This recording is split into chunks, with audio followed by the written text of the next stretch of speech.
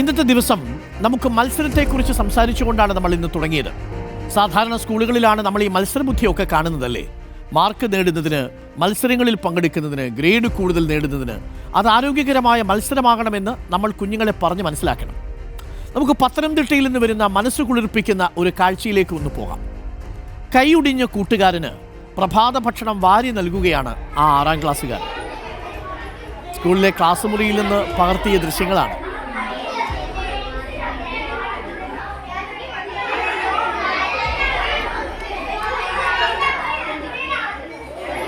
എല്ലാ മത്സരങ്ങളും രാജിയാകുന്ന ഇടമാണ് അല്ലേ.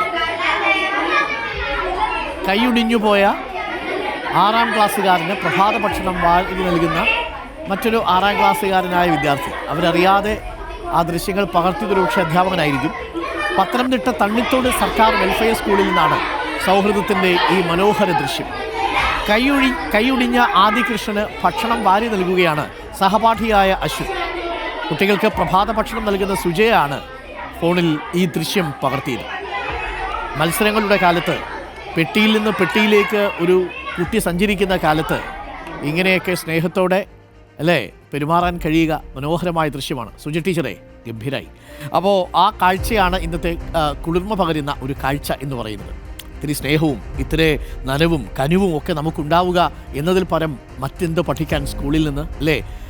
ഇവരൊക്കെ നല്ല ഉറ്റ ചങ്ങാതിമാരായി ജീവിതാവസാനം വരെയും ഉണ്ടാവട്ടെ എന്നേ നമുക്ക് പ്രാർത്ഥിക്കാനുള്ളൂ.